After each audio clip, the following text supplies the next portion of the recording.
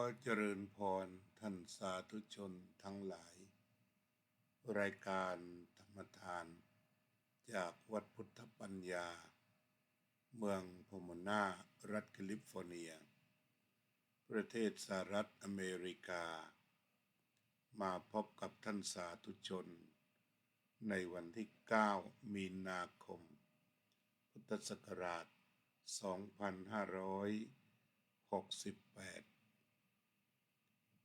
วันนี้ ในประเทศสหรัฐอเมริกาก็เป็นการหมุนเข็มนาฬิกาไวกว่าเดิม1 ชั่วโมงเป็นการเข้าฤดูสปริงเต็มที่ส่งจากฤดูหนาวเข้าสู่ฤดูสปริงแล้วก็จะไปเปลี่ยนอีกครั้งหนึ่งก็คือฤดูฟอลฤดูใบไม้ร่วงที่สปริงก็เป็นฤดูใบไม้ผลิพอมาปีนี้วันที่9มีนาคม2568เป็นการเลื่อนเวลาให้เร็วกว่าเดิม1 ชั่วโมงงั้นการกระทำเรื่องราวต่างๆก็จะต้องไวกว่าเดิมแต่วันนี้อาตมาตื่นมาตอนตี 4 กว่านึกขึ้นได้เมื่อวานก็มีคนบอกมาทั้งไทยทั้งฝรั่งว่าก่อนจำวัดให้เลื่อนหมุนเข็มนาฬิกาทิ้งไว้แล้วก็จำวัดถึงแม้ว่ายังไม่เที่ยงคืนถ้าเป็นนาฬิกาหมุนทั่วไปที่เราใช้มือหมุนก็ยังอยู่ที่เดิมแต่ถ้าเป็นพวกโทรศัพท์นาฬิกาในโทรศัพท์หรือคอมพิวเตอร์เขาก็จะเลื่อนโดยอัตโนมัติจึงมาดูที่หน้าจอคอมพิวเตอร์นี่ว่าถ้าเลื่อนก็เป็นว่าใช้ได้ก็เลื่อนไปเรียบร้อยญาติโยมทางเมืองไทยก็คงจะต้องปรับกันใหม่หรือเปล่าเพราะว่าน่าจะมาไวกว่าเดิมส่วนของประเทศไทยเรายังอยู่ที่เดิมฉะนั้นที่ว่าเมื่อก่อนตรงนี้เป็นเวลา3 ทุ่มถ้าเมืองไทย3 ทุ่ม 7 นาทีตอนนี้ก็เป็นเวลาแค่2 ทุ่ม 7 นาทีคือเวลาจะไวขึ้นมา เวลาจะไวขึ้นมาที่ถ้าเราจะปรับเป็นเวลาไทยก็จะต้องรออีกชั่วโมงหนึ่งเช่นเมืองไทยเราอาตมาจัดรายการภาษาภาคใต้เวลาที่นี่5 โมงเย็นเท่ากับเวลา8 นาฬิกาเช้าของประเทศไทยอีกวันหนึ่งตอนนี้ก็คงจะต้องเปลี่ยนมาเป็นเวลา 6 นาฬิกาตอนเย็นจึงจะเท่ากับ8 โมงเช้าของประเทศไทยแต่คิดว่าสำหรับ รายการธรรมทานจากวัดพุทธปัญญานั้นก็คงจะใช้เวลาเดิมและทางเมืองไทยก็อาจจะได้ฟังไวขึ้นกว่าเดิม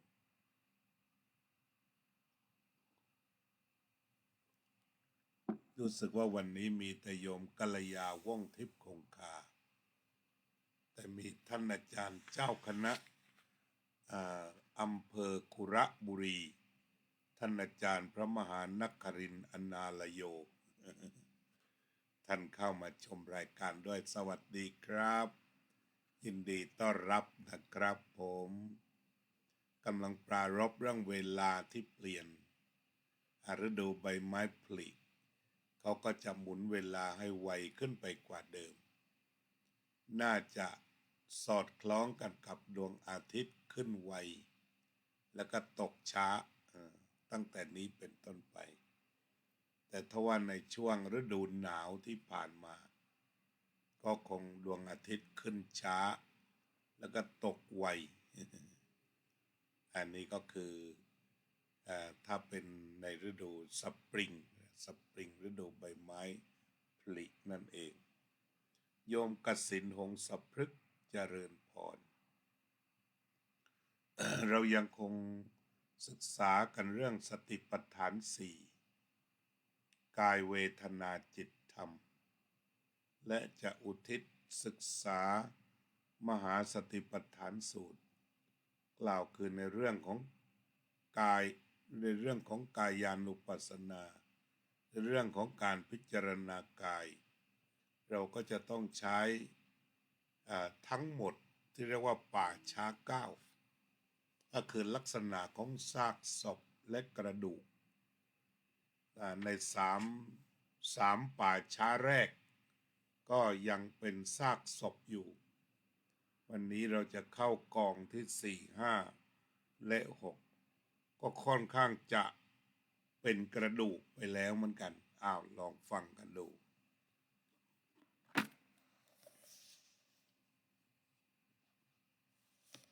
ภิกษุเห็นซากศพอันเขาทิ้งไว้ในป่าช้าเป็นโครงกระดูกไม่มีเนื้อแต่ยังมีเลือดเปื้อนเปรอะมีเอ็น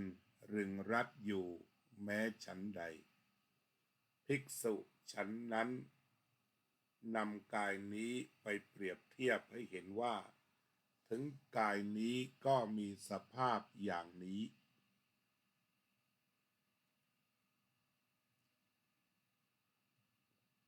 ถึงกายนี้ก็มีสภาพอย่างนั้นมีลักษณะอย่างนั้นไม่ล่วงพ้นความเป็นอย่างนั้นไปได้อันนี้ก็อ่านเสร็จแล้วขอทักสมาชิกโยมไพจิตบุญร่วมตอนนี้เวลาเปลี่ยนใช่ไหมที่หลังสวนที่โยมไพจิตชมอยู่คือ2 ทุ่มกว่าใช่ไหมปกติ3 ทุ่มตอบมาให้ด้วยอาจจะได้ตรงเป๊ะโยมนิพาพรจากจังหวัดสุรินทร์เป็นเวลา2 ทุ่มใช่ไหมตอนนี้แต่เนื่องจากชมรายการประจำก็คงจะตั้งเอาไว้โยมสมควรกตาธิการตื่นเรียบร้อยแล้วอาจารย์กสิณหงสพฤกษ์จากจังหวัดเชียงใหม่ก็มาได้ตรงเวลาก็ขอให้บอกต่อๆกันไปรายการไม่ได้หายไปไหนแต่เวลาเปลี่ยนแต่รายการยังไม่เปลี่ยนยังเป็นธรรมทานเหมือนเดิมด้วยวิธีนี้ภิกษุพิจารณาเห็นกายในกายอยู่พิจารณาเห็นกายในกายภายในอยู่พิจารณาเห็นกายในกายภายนอกอยู่หรือพิจารณาเห็นกายทั้งภายในและภายนอกพิจารณาเห็นธรรมเป็นเหตุเกิดในกายอยู่พิจารณาเห็นธรรมเป็นเหตุดับในกายอยู่หรือพิจารณาเห็นทั้งธรรมเป็นเหตุเกิด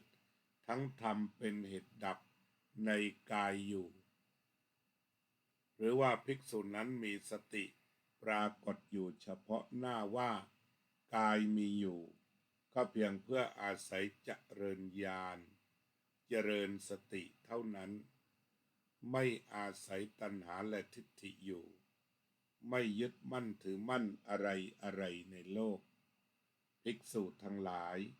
ภิกษุพิจารณาเห็นกายในกายอยู่นี้แหละทีนี้สำหรับโครงกระดูกนี้ก็คือไม่มีเนื้อแต่ยังพอมีเลือดเปรอะๆจากการกัดกินของบรรดาสัตว์ทั้งหลายก็ยังพอจะมีเลือดอยู่บ้างนะเปรอะๆคือเปรอะเปื้อนด้วยเลือดพอจะมองเห็นได้นะภิกษุซากศพต่อไปภิกษุเห็นซากศพอันเขาทิ้งไว้ในป่าช้าเป็นโครงกระดูกไม่มีเลือดและเนื้อไม่มีเลือดไม่มีแล้วเนื้อไม่มีแล้วแต่ยังมีเอ็นรัดรึงอยู่แม้ฉันใด ภิกษุนั้นนำกายนี้เข้าไปเปรียบเทียบให้เห็นว่าถึงกายนี้ก็มีสภาพอย่างนั้นมีลักษณะอย่างนั้นไม่ล่วงพ้นความเป็นอย่างนั้นไปได้ฉันนั้นก็สั้นๆก็หมายถึงว่าเป็นโครงกระดูกที่มีเอ็นพอจะมีกระดูกแล้วก็มีเอ็นเนื้อไม่มีเลือดไม่มีแล้วจางไปหมดแล้วอันนั้นมันก็คือถ้าฝนตกมันก็จางหายไปกับสายฝนแต่ว่าถ้าลงพับแล้วก็แดดมันก็อาจจะทำให้กลายเป็นศพแห้งที่รัดเหนียวอยู่แต่ถ้าว่าฝนตกหนักเดี๋ยวก็ทุกอย่างไปก่อนก็เหลือแต่เอ็นนั่นหมายความว่าเอ็นนั้นมันร้อยอยู่กราบคารวะท่านอาจารย์พระครูภาวนาสิริวัฒน์นะครับท่านอาจารย์พระมหาทวีปกตปุญโยโยมพเยาเจนพนัสด้วยวิธีนี้ภิกษุพิจารณาเห็นกายในภายในอยู่พิจารณาเห็นกายในกายภายนอกอยู่หรือพิจารณาเห็นกายในกายทั้งภายในทั้งภายนอกอยู่พิจารณาเห็นธรรมเป็นเหตุเกิดในกายอยู่พิจารณาเห็นธรรมเป็นเหตุดับในกายอยู่หรือพิจารณาเห็นทั้งธรรมเป็นเหตุเกิดทั้งธรรมเป็นเหตุดับในกายอยู่หรือว่าภิกษุนั้นมีสติปรากฏเฉพาะหน้าว่ากายมีอยู่เพื่ออาศัยเจริญญาณเจริญสติเท่านั้นไม่อาศัยตัณหาและทิฏฐิไม่ยึดมั่นถือมั่นอะไ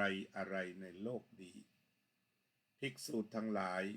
พิจารณาเห็นกายในกายอยู่อย่างนี้แล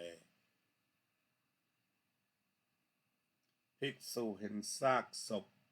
อันเขาทิ้งไว้ในป่าช้าเป็นโครงกระดูกไม่มีเอ็นรึงรัดแล้วกระจุยกระจายไปในทิศใหญ่ทิศเฉียงคือกระดูกมีอยู่ทางหนึ่งกระดูกมือมีอยู่ทางทิศหนึ่งกระดูกเท้าอยู่ทางทิศหนึ่งกระดูกแข้งอยู่ทางทิศหนึ่งกระดูกขาอยู่ทางทิศหนึ่งกระดูกสะเอวอยู่ทางทิศหนึ่งกระดูกหลังอยู่ทางทิศหนึ่งกระดูกซี่โครงอยู่ทางทิศหนึ่งกระดูกหน้าอกอยู่ทางทิศหนึ่งกระดูกแขนอยู่ทางทิศหนึ่งกระดูกไหล่อยู่ทางทิศหนึ่งกระดูกคออยู่ทางทิศหนึ่งกระดูกคางอยู่ทางทิศหนึ่งกระดูกฟันอยู่ทางทิศหนึ่งกะโหลกศีรษะอยู่ทางทิศหนึ่งแม้ฉันใดภิกษุนั้นนำกายเข้าไปเปรียบเทียบให้เห็นว่าถึงกายนี้ก็มีสภาพอย่างนั้นมีลักษณะอย่างนั้นไม่ล่วงพ้นความเป็นอย่างนั้นไปได้ฉันนั้นด้วยวิธีนี้ภิกษุพิจารณา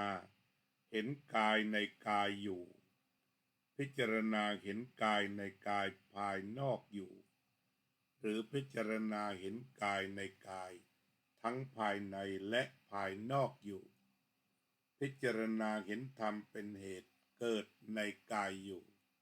พิจารณาเห็นธรรมเป็นเหตุดับในกายอยู่หรือพิจารณาเห็นธรรมทั้งเป็นเหตุเกิดทั้งเป็นเหตุดับในกายอยู่หรือว่าภิกษุนั้นมีสติปรากฏอยู่เฉพาะหน้าว่ากายมีอยู่ก็เพียงอาศัยเจริญญาณเจริญสติเท่านั้นไม่อาศัยทิฏฐิไม่อาศัยความยึดมั่นถือมั่นอะไรในโลกภิกษุทั้งหลายภิกษุพิจารณาเห็นกายในกายอย่างนี้แหละวันนี้เอา3 ป่าช้าเอา3 ป่าช้าก็พอกล่าวคือตั้งแต่ มีกระดูกแล้วก็มีเอ็นคือกระดูกกับเอ็นแล้วก็มีเลือดเปรอะๆนิดหน่อย ไม่มีเลือดนะไม่มีเลือดมีแต่กระดูกกับเอ็นก็คือเลือดนั้นไปแล้วนะแต่ครั้งแรกเป็นเลือดเปรอะแล้วก็มีเอ็นก่อนยังพอมีอยู่แต่ครั้งหลังนี่เลือดไม่มีแล้ว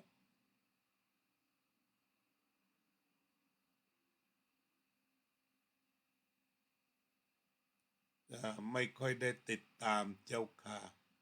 เฟซไม่แจ้งเตือนติดตามย้อนหลังเอาตอนนี้ก็โยมติดตามถ่ายทอดสดแล้วนี่ ก็เป็นนะว่าตั้งแต่บัดนี้เป็นต้นไปถึงประมาณสักพฤศจิกายนนะก็ใช้เวลานี้เลยนะเวลาทางไทยใช้เวลานี้เลยนะโยมทัตพิชาแสงสวัสดิ์เจริญพรพระพุทธองค์ก็ทรงแยกย่อยให้เราอย่างละเอียดสวัสดีครับท่านอาจารย์ทิติสังธาดาสายันผู้ประสานงานลานโพธิธรรมเรียกว่าเป็นผู้จัดรายการได้อย่างเข้มแข็งมั่นคงแล้วก็เมื่อวานนี้ก็เรียกว่ามีความสุขกันทั้งลานนิมนต์ท่านอาจารย์อาจารย์จันอาจารย์มหาจันท่านเจ้าคุณของพวกเราทั้งหลายอยู่ที่วัดขันเงินได้มาแสดงธรรมมาเล่าประสบการณ์อันทรงคุณค่าของพระมหาเถระที่อุทิศตนเพื่อพระพุทธศาสนาเพื่อเยาวชนเพื่อพระเพื่อเนนของวัดขันเงินแล้วท่านก็อยู่ต่อเนื่องถึง60 ปีที่วัดขันเงินอันนี้ท่านอาจารย์ทิติก็ได้นิมนต์มาแสดงธรรมเป็นที่ชื่นอกชื่นใจท่านได้เล่าเรื่องหูที่ดับเรื่องหูดับนั้นอาตมาเคยเป็น1 เดือนเต็มจะไม่ได้ยินอะไรเวลาพูดเราพูดก็ไม่ได้ยินแต่ท่านอาจารย์ท่านพูดได้ดีแสดงธรรมไปได้ดีก็ดูญาติโยมยิ้มเอาก็แสดงแบบปรมาจารย์กันเองอ่อนโยนฟังแล้วสบายใจแบบผู้หลักผู้ใหญ่มาพบลูกพบหลานหากมีโอกาสก็คงต้องท่านบอกว่าบอกไม่ได้ยินเขียนหนังสืออาราธนาไว้ก็ขอขอบคุณทางวัดขันเงินนะจะได้มาสนับสนุนโครงการลานโพธิธรรมให้ได้มีโอกาสสดับรับฟังธรรมะกันอยู่เป็นประจำถ้าหากว่าท่านมีเมตตาก็นิมนต์สักเดือนละครั้งพระมหาเถระภายในจังหวัดชุมพรต่อจากนั้นเราก็ได้ความเมตตาจากพระครูภาวนาพระครูภาวนาสิริวัตรจากวัดแทนวันนี้เจริญสุขแล้วก็วันที่16นี้เราก็ได้เมตตาจากพระครูสุนทรพจนบัณฑิตเจ้าคณะอำเภอขนอมจังหวัดนครศรีธรรมราชก็จะได้มาแสดงธรรมให้ด้วยจึงต้องขอบคุณทุกท่านทั้งที่สวนโมกและก็หลายๆแห่งมาในโอกาสนี้ก็จัดรายการได้ดีสมัครสมานสามัคคีกันดีท่านอาจารย์สาธิตเวลาใหม่นะครับผมเวลานี้เวลาใหม่แต่ว่าอาจารย์ก็มาได้ทันนะครับเวลานี้ของอเมริกาก็คือจะ เลื่อนนาฬิกาไวไป1 ชั่วโมงนำหน้าไป1 ชั่วโมงก็เรียกว่าต้องตื่นเร็ว1 ชั่วโมงเพื่อมาจัดรายการให้ทันถ้าตื่นเหมือนเดิมไม่ทัน สมมุติไปตื่น6 โมงก็คือ7 โมงแล้วแหละก็ได้ทำงานทำอะไรไวขึ้นนะขออภัยยังไม่ได้เปลี่ยนวันที่เลย เอาเดี๋ยวขอเปลี่ยนวันที่ซะหน่อยเพิ่งเหลือบไปขาดสติ9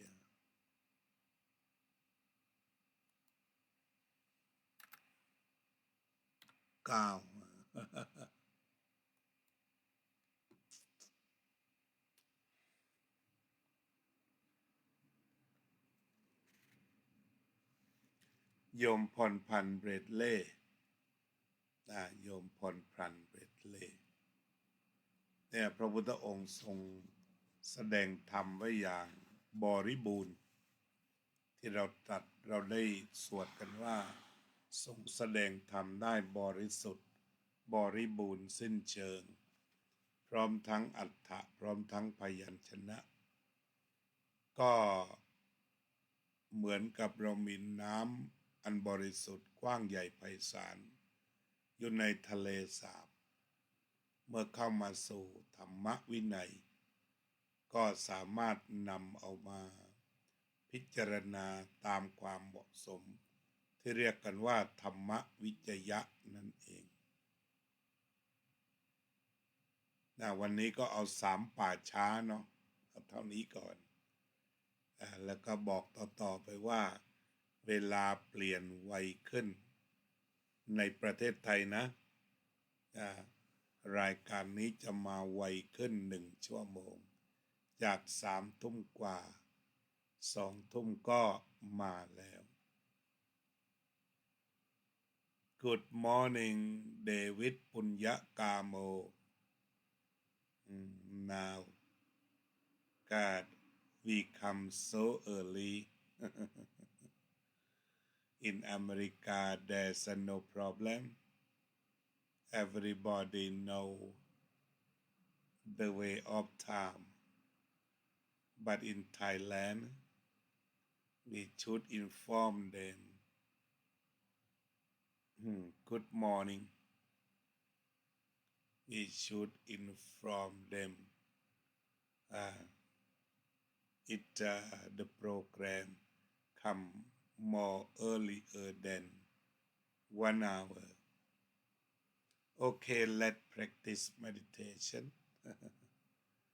เราจะทำสมาธิอานาปานสติของเราต่อ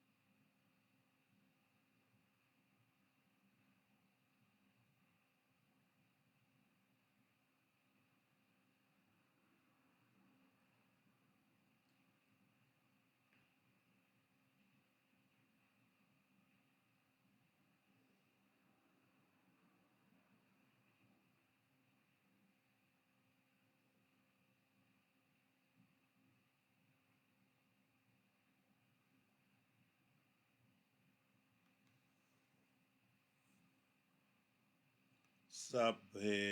สัตตาสัตว์ทั้งหลายที่เป็นเพื่อนทุกข์เกิดแก่เจ็บตายด้วยกันทั้งหมดทั้งสิ้นเวราโหนตุจงเป็นสุขเถิด อย่าได้มีเวรแก่กันและกันเลยอาภัยาปัจจาโหนตุ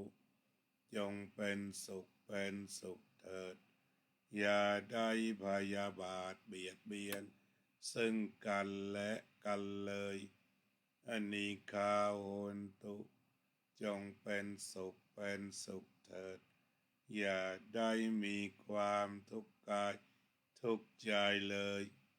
สุขีอัตตานังปะอิหารันตุจงมีความสุขกายสุขใจรักษาตนให้พ้นจากทุกภัยทั้งสิ้นเถิดอภิวาทนาสีลิสะนิจจังวุธาปจายโนจัตตารโอธรรมาวัฏันติอายุวันโนสุขังพลัง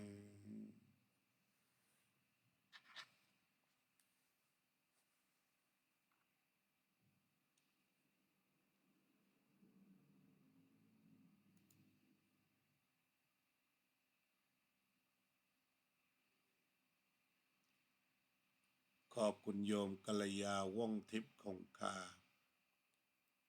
ที่ร่วมกันภาวนาด้วยโยมสมควรโยมโจ้ที่ร่วมภาวนาด้วย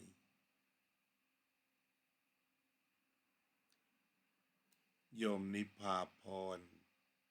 ร่วมภาวนาและแผ่เมตตาด้วย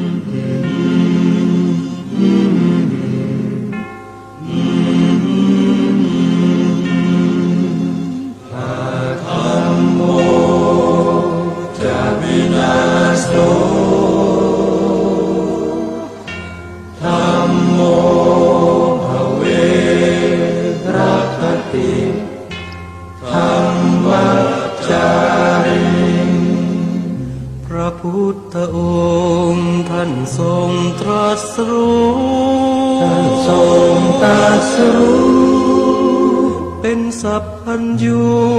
ตรัสสอนความจริงว่าธรรมะย่อมชนะทุกสิ่งเป็นที่พึงพิงแก่ผู้ประพฤติชอบธรรมธัมโมจะวินาโสธัมโมภเวรัคติธัมมัจจาริอำนาจใดๆก็ตามย่อมถึงความพินาศถ้าขาดธรรมะประจำไม่มีใครอยู่ข้ามฟ้า